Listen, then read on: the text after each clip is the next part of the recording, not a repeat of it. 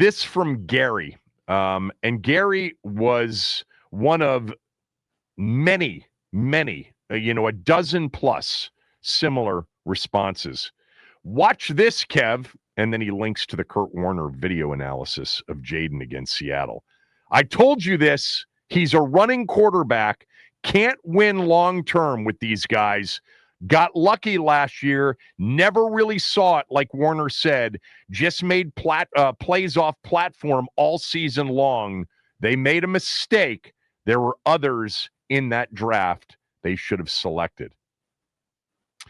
Okay, so for those that don't know what I'm talking about, Kurt Warner, who I love, did a 30-minute video analysis of Jayden against Seattle. And he basically picked several plays. It wasn't one or two. There were like 5 or 6 in which he just said Jayden didn't do what he could have done on the play. Now, let me just say real quickly to Gary's specific point about never really saw it, like Warner said, lucky last year. Warner didn't say any of that. Warner actually said the opposite of that. He said, we know that he can do all these things because we watched it last year. This isn't a guy that didn't show us that he could process and throw on time and throw with anticipation. He's just not doing it at the same level he did it last year. At least he didn't, according to Warner, in the game on Sunday night. So, Gary, that was a misrepresentation, really.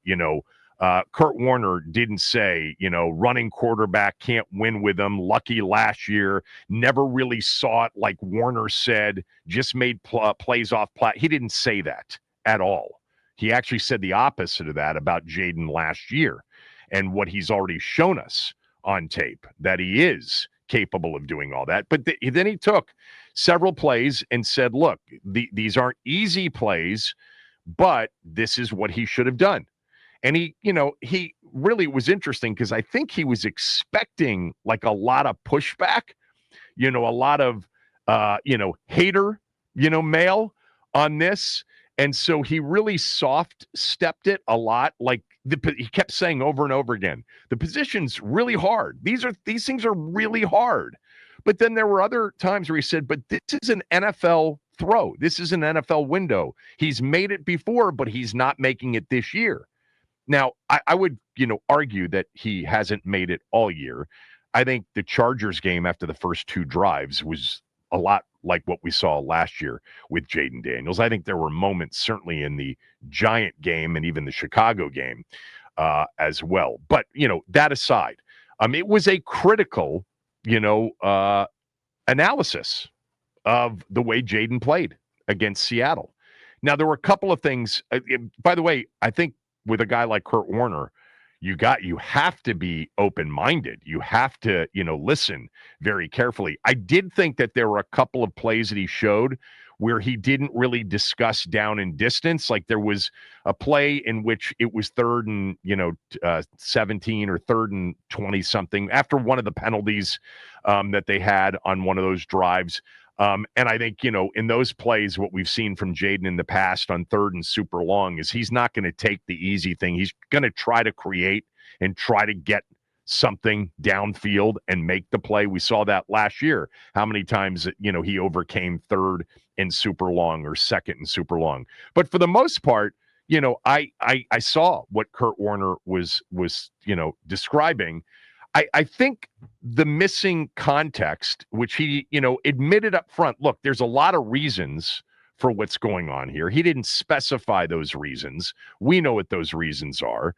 They have had a ton of injuries. They haven't been on the field at the same time together very much. The other night they had receivers out there that are really, 3rd, 4th, 5th receivers, practice squad receivers, not in the NFL receivers. We understand that. It's not like he's, it's not like he's working and has worked at all this year with a full allotment of surrounding pieces. We also understand the context of every time he takes the field, they have to get plays. They've got to make plays because when he comes back out onto the field, the odds are they're going to be down another 7 because of the defense. So there's a lot of context there. But for the most part, for those of you looking for me to come in after all of your social media reach outs to me to say, to knock Kurt Warner or to say Kurt Warner's wrong. That would be insane.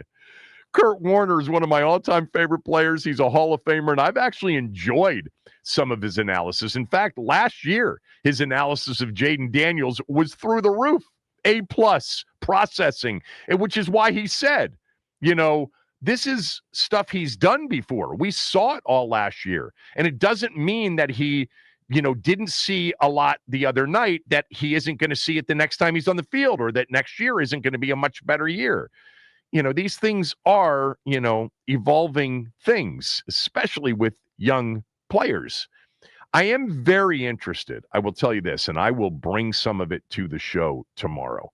My guy, Steve Suter, has done such a great job, and he's watched every single play and graded every single player from every single game, except for the opener against the Giants. I had him start with the Green Bay game in week 2.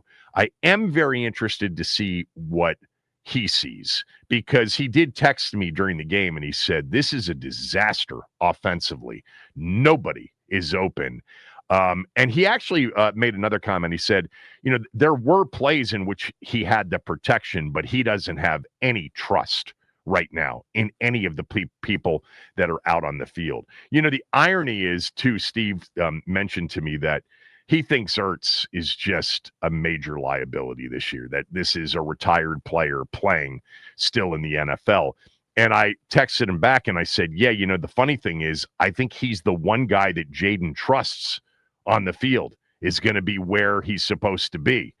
And Steve, you said, I'll look at that, and maybe that's true, but there's a lot of issues. But I can't wait to hear his in-depth analysis. He'll do it on my podcast today.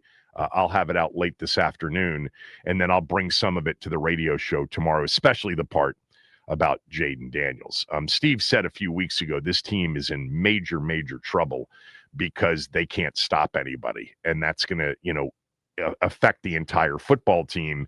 They don't have anybody that can cover at all, man or zone. And the big problem with that is their best pass rusher by far, Dorrance Armstrong, is no longer on the team, so they have no pass rush. That's always like, a nice way of saying, oh my God, we're in trouble. You can't cover, but it's okay because you can't rush the passer either. And we can add now, you're not very good at stopping the run. Yeah, look, here's one thing that any analysis of Jayden Daniels or Cliff Kingsbury or anything, one thing is 100% true, and you're not going to back me off it because it's just a fact.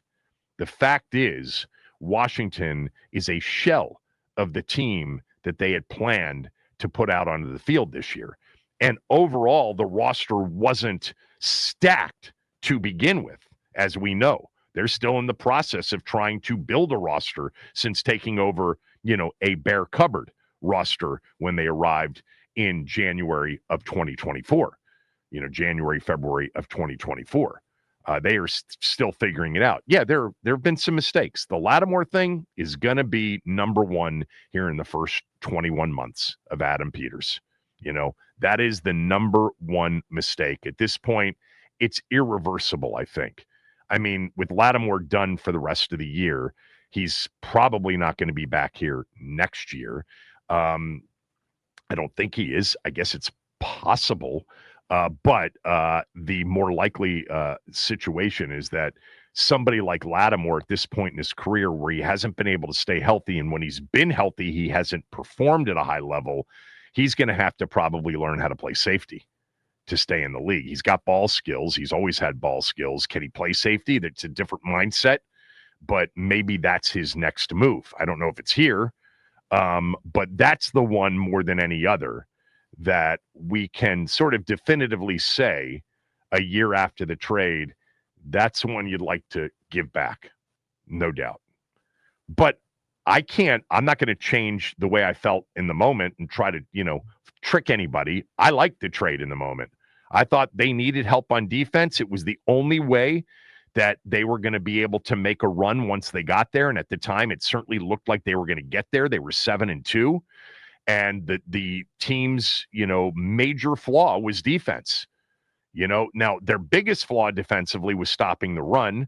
But they had major issues everywhere, and they added a player for a cost, no doubt, that was a short-term, fixer, supposedly, and beyond just a rental because he was under contract. So I didn't mind the trade. That's the one right now that we can be sure about. Everything else, by the way, is pure and utter speculation, flipping a coin. The young players in the draft, we've got to stop declaring. I know I've declared on Jayden, and I'm not backing off that. I saw enough last year. I saw enough in college. I'm a big believer, and nothing that's happened this year has even come close, including Kurt Warner's very justifiable, logical film analysis. Nothing's making me back off. Jayden Daniels is a star quarterback and is going to be. I think we are in one of those seasons that NFL teams have. Cincinnati's had it. Baltimore's had it, in which, you just can't overcome the number of injuries. And in Washington's case, it's not just the number, it's to whom these injuries have happened. And that is to all of their frontline starters and best players and most meaningful contributors. Yeah, there are other reasons for sure. I was on with Linnell last night on 106.7 The Fan, and, we were talking about the defense, and I said, look, I don't know that the defense was ever going to be good this year. I think we've seen enough, even with the losses, Will Harris, Dorrance Armstrong, Dietrich Wise, other players being in and out, et cetera. Even with those losses, I don't think it was going to be a good defense. I think there was a major jumping of the gun over the summer, talking about the secondary early in the season against the Giants and the Raiders. I did think that there was a chance it was going to be a better run-stopping team with the additions that they had made, Kinlaw and Wise in particular. Even Eddie Goldman, who at times has played well in that role.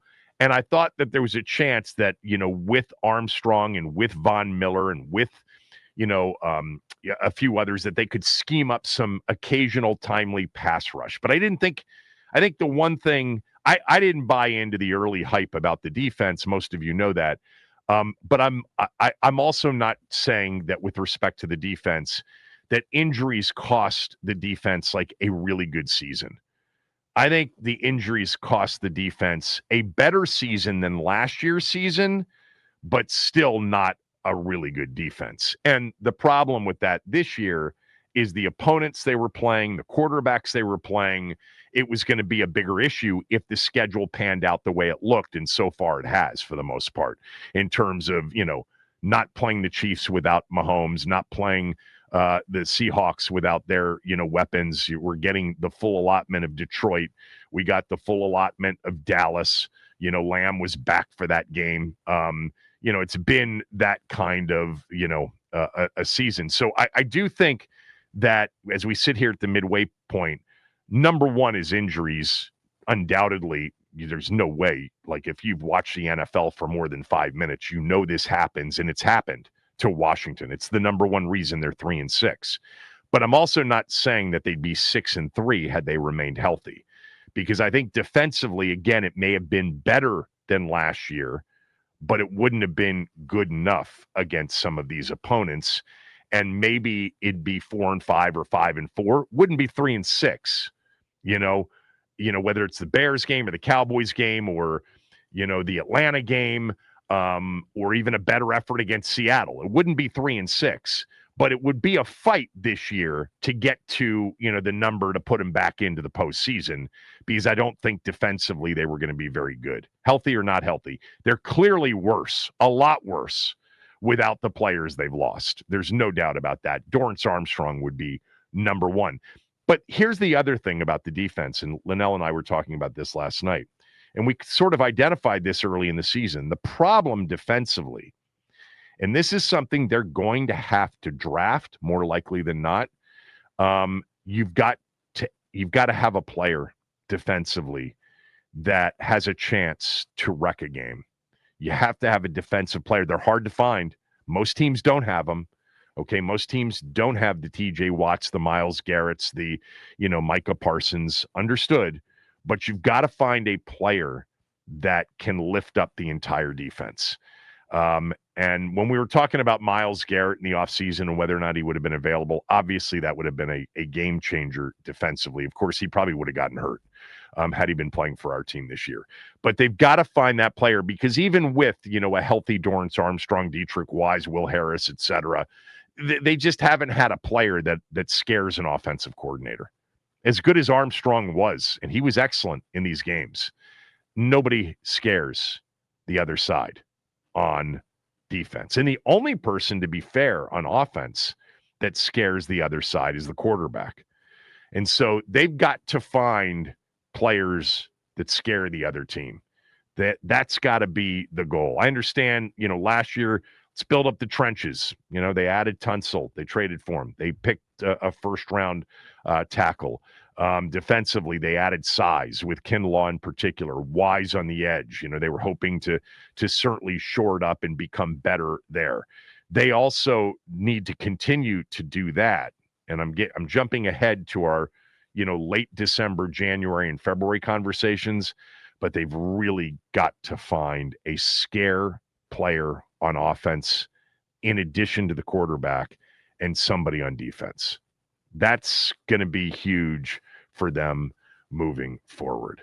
But I'm very much looking forward to Suter's film breakdown. I want to hear what Steve says. Steve has watched every single play of every game, over the last, starting with the Green Bay game. I think he's got a really good sense of what's on the field, what Jayden has trusted before, what he's trusting or seeing now. And I'll bring that to the show. But I thought Kurt Warner's overall analysis on some of those plays, I saw it. I saw what he was talking about. Now, for me, ultimately, I think it comes down more likely than not, and Warner didn't dispute this, to perhaps trust and, context. Interesting. And again, I can't tell you, like Gary's email to me, it just,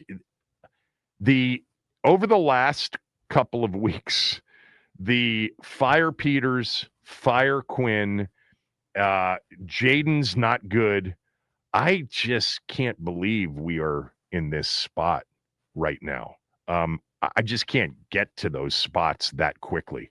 From a game against the Chargers in which literally, how long ago was that game? A month ago when they played the Chargers at SoFi and they won easily 27-10. And off that game, it was like, whew, Jayden was sharp. Looked really good after those first two drives. They ran the ball. Krosky Merritt's going to be the NFL's, offensive rookie of the year. They got pressure on Herbert. They disrupted him. They picked him off at the goal line. Sanders-Still's turnaround game. Trey Amos looks like the defensive rookie of the year. Certainly a guy that's going to be in the conversation. Von Miller got sacks, and he's coming to life. All these things, and that was just a month ago. Yeah, they don't have, all of the players healthy that they had in that game. That's also true because in that game, Dorrance Armstrong had 2 sacks and 3 tackles for loss in that game against a team that had a banged-up offensive line. So I can't live that way, week to week, month to month. Not in this league, not after being a fan of it for as long as I have been, like many of you, and knowing how quickly things change and how context matters. And in this particular case, there's a lot involved in the context around 3 and 6.